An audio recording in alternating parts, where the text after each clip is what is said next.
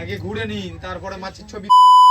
Hello everyone, good morning and welcome back to my YouTube channel নবরলি vlogs. আশা করি তোমরা সকলে ভীষণ ভালো রয়েছো। আজ হচ্ছে আমাদের ব্লগ, মানে আজকে অ্যাকচুয়ালি আমাদের বাড়ি যাওয়ার কথা ছিল, কিন্তু আজকে হয়ে গেল থার্ড ডে, মানে আজকে লাস্ট ডে। কালকে আমরা বাড়ি চলে যাচ্ছি গাইস। আর এখানে আসা থেকে সবার শরীর খারাপ, আমার শরীর খারাপ, বোনের শরীর খারাপ, কালকে তো বললামই। আর কালকে রাত্রিবেলা তো ব্লগটা থেকে তোমাদেরকে বলাই হয়নি যে রাত্রিবেলা আমি বমি করেছিলাম, কি আর বলবো, এত শরীর খারাপ ছিল। এরকম মেঘলা হয়ে গেল। তো এখন যাচ্ছি, সকাল সকাল শুটিংয়ে বেরিয়ে পড়েছি। মা বাবিরা অলরেডি আগে চলে গেছে, আর এই যে রয়েছে পরি। আরে একদম ডিরেক্টরের মতনই দেখতে লাগছে। চলো গাইস, ব্লগটা দেখতে থাকো।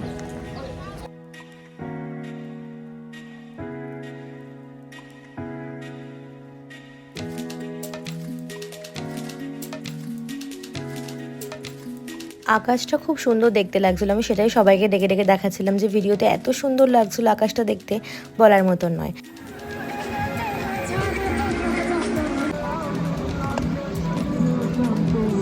ফিলিংস ঠোঁটটা খোলো।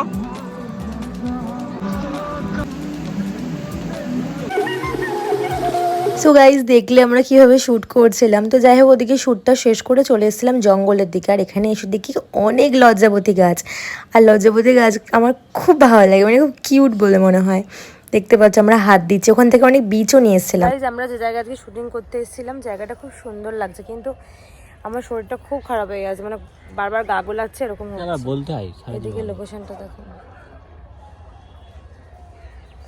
আর আমরা এখানে একটা লজ্জাবতী গাছ দেখতে পেয়েছি, খুব সুন্দর। তো বেচাদার লজ্জাবতী গাছের বীজগুলোকে নিয়ে এসেছিল, আমাদের বাড়িতে এনেও ছড়িয়ে দিয়েছিল, বাট এখনো পর্যন্ত কোনো গাছ বের হয়নি। আর তারপর ওখান থেকে লজ্জাবতী গাছের বীজ টিজ তুলে রুমেতে গিয়ে আবার ফ্রেশ হয়ে মেকআপ চেকআপ আবার চেঞ্জ করে চলে এলাম হচ্ছে পার্কে।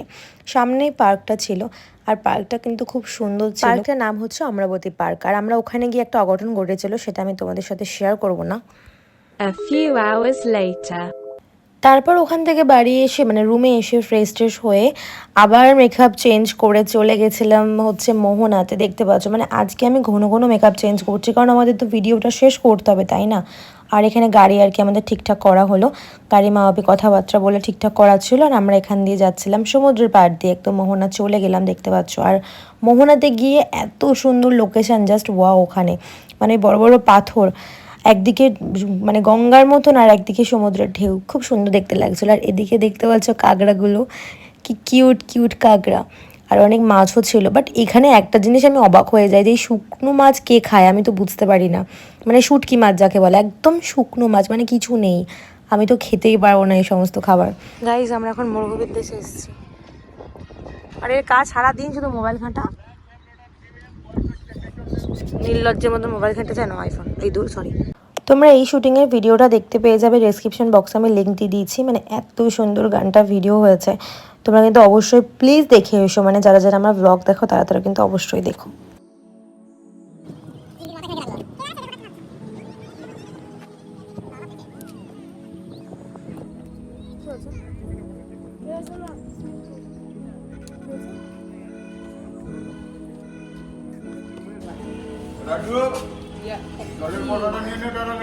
ফালতু লাগছে, ব্রাইটনেসটা বাড়াও। বাড়ানোটা আছে, ব্রাইটনেসটা এত বাড়ানো। গাইজ, আজকে আমাদের লাস্ট ডে, কালকে সকালে ট্রেন।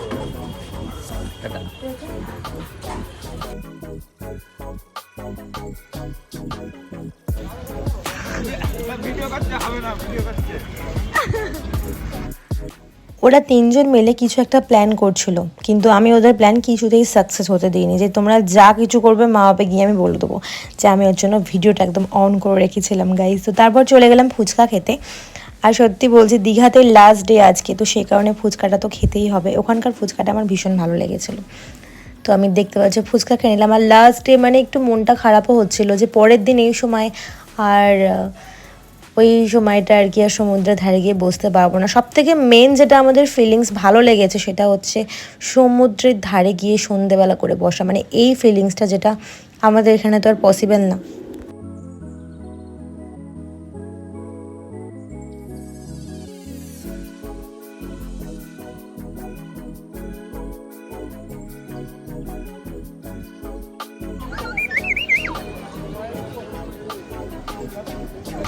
তো সবাই যে যার মতন এখানে কিছু জিনিসপত্র কিনলো, যেহেতু কালকে বাড়ি চলে যাওয়া হবে।